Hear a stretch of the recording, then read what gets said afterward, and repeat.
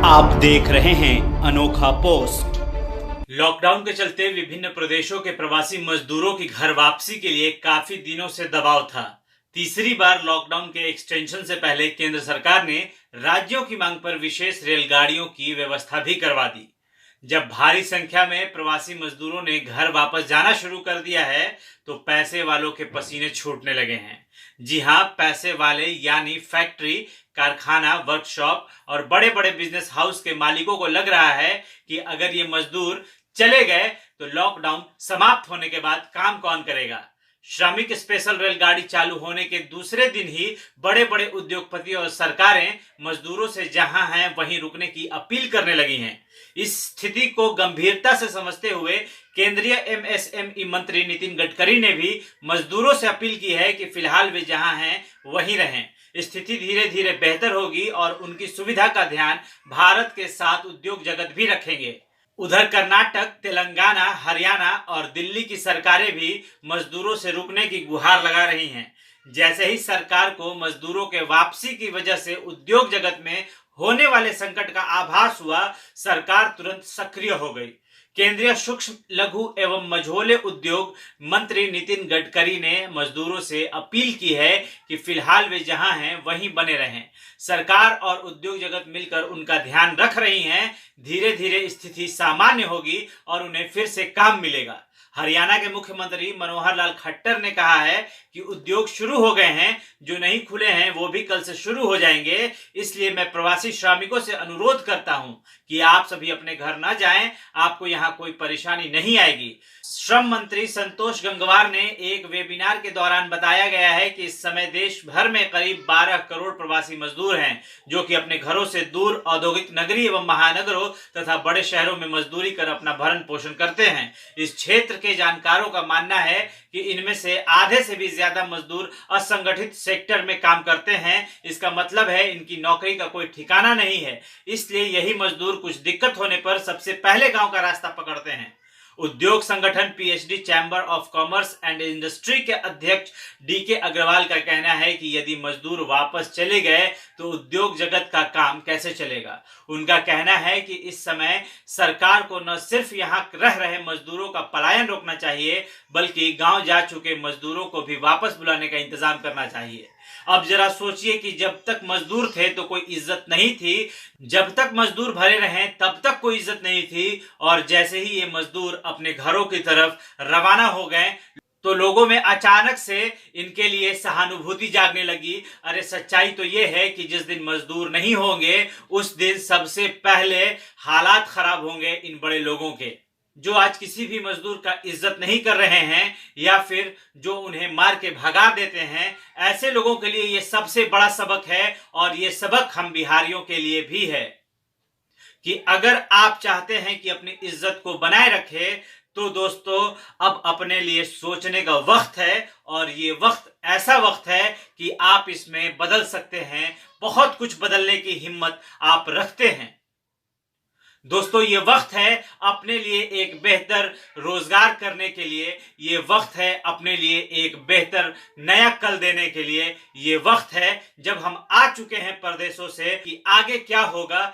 ये किसी को नहीं मालूम, तो फिर तो हम लग सकते हैं, भिड़ सकते हैं और डट के मुकाबला कर सकते हैं अपने भूख से और आगे आने वाले परेशानियों से, क्योंकि रोजगार में बहुत सारी परेशानियां आएंगी। लेकिन एक बार आपने अगर अपना रोजगार सेटल कर लिया तो फिर कोई माई का लाल आपको वहां से डिगा नहीं सकता।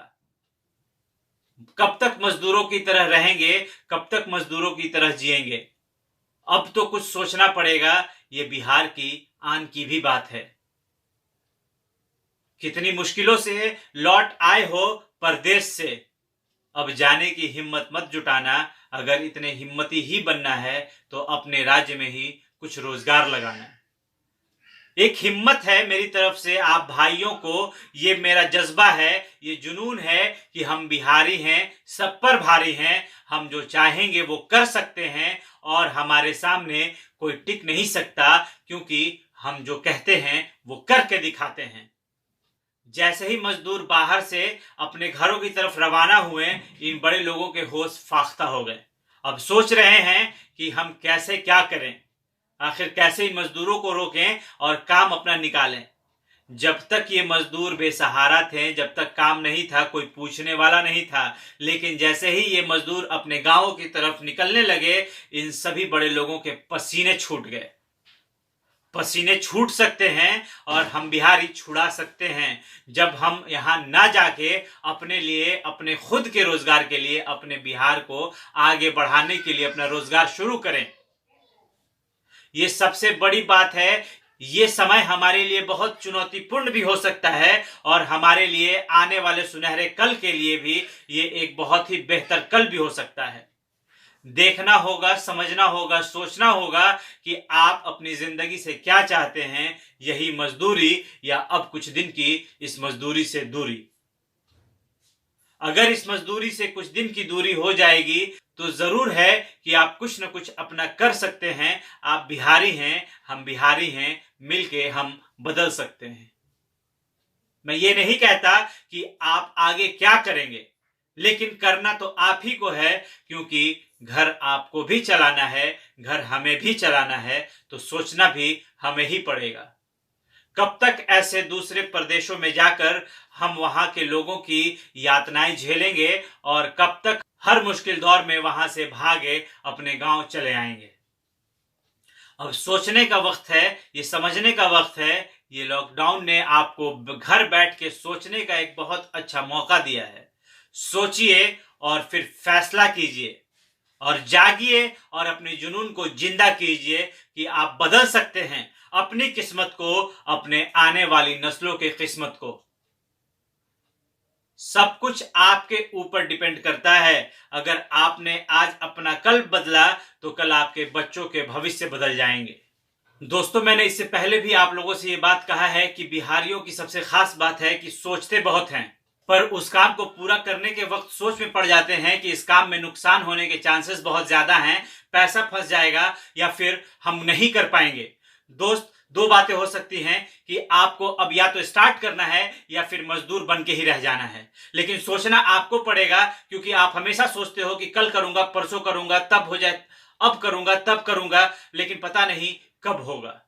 परदेशों से तो लौट आए हो, अब अपने गांव में क्या करना है अब आप सोच लो। किराने की दुकान खोलकर बैठ सकते हो, मसाले का बिजनेस कर सकते हो, बैग बनाने या बेचने का बिजनेस कर सकते हो। आपको जो चीज समझ में आए वो आप कर सकते हो, लेकिन हिम्मत रखोगे तो आप स्टार्ट कर पाओगे। अगर डरपोक बने रहोगे तो दोस्तों नहीं कर पाओगे। हिम्मत जुटाओ और अपने सफलताओं की जिम्मेदारी आप खुद उठाओ। ये वो पहला कदम होगा जिसमें आप अपना भविष्य लिख दोगे, अपनी डेस्टिनी लिख दोगे। आप जो करना चाहते हैं उसके लिए उठो। आप अभी सोच सकते हो, आपके पास वक्त है। ये पूरा लॉकडाउन का सीजन आपके लिए सोचने का एक बहुत अच्छा वक्त है। सोचो, उसके ऊपर रिसर्च करो और फिर आगे बढ़ना। रुकना नहीं है, संभलना है और आगे बढ़ना है। अपने आप की भट्टी बना लो जहां सिर्फ आपके ख्वाब पिघलकर हकीकत का रूप बने। दिखाओ इस दुनिया को जो आपको निकम्मा और कमजोर समझते हैं, दिखाओ कि तुम वो हो जिसको वक्त का इंतजार नहीं है, बल्कि वक्त को वो गुलाम बना सकता है। तेरा वक्त तेरे हाथ में है, चाहे तो संवार ले, चाहे तो बिगाड़ ले। पर बिहारी भाइयों, आपको संवरना होगा अपनी औकात बदलने के लिए, बिजनेस की तरफ रुझान बढ़ाने के लिए, क्योंकि जब तक नौकरी करेंगे तब तक नौकर कहलाएंगे और ऐसे बुरे वक्त में परदेश से भागे अपने गांव चले आएंगे। अगर ऐसा लगे कि ये काम मुझसे नहीं हो पाएगा, मैं फेल हो जाऊंगा, तो आप 5 बार प्रयास करो। 1 बार, 2 बार, 4 बार, 5 बार प्रयास करो, लेकिन छठी बार में आप फेल नहीं होगे, क्योंकि तब शुरुआत शून्य से नहीं बल्कि अनुभव से होगा। बहुत से लोग 10-10 बार फेल हुए हैं, लेकिन वो आगे बढ़ते गए और आज कामयाबी के शिखर पे हैं। ऐसा नहीं है कि आप कुछ नहीं कर सकते। अरे, आपकी एबिलिटी इतनी है कि आप खुद को पहचान नहीं पा रहे हैं। जिस दिन पहचान लेंगे ना, उस दिन दुनिया को बताने की जरूरत नहीं पड़ेगी कि आप कौन हैं। उठिए अपने सपनों के लिए, उठिए अपने बुरे वक्त को बदलने के लिए, उठिए अपने बच्चों को वो सब देने के लिए जिसके वो हकदार हैं। आप गरीब पैदा हुए, इसमें आपकी कोई गलती नहीं, पर आप अगर इस दुनिया से गरीब ही चले जाएंगे तो ये सिर्फ आपका दोष होगा, क्योंकि जिंदगी सबको एक मौका जरूर देती है कुछ कर गुजरने के लिए, और शायद ये मौका वही है। अगर आपने इरादा कर लिया है तो बस कर गुजरिए, क्योंकि शेर इलाका बदलता है, इरादा नहीं। आगे भी अनोखा पोस्ट आपको ऐसी रोचक जानकारियां देता रहेगा, तो बने रहें हमारे अनोखा पोस्ट चैनल के साथ।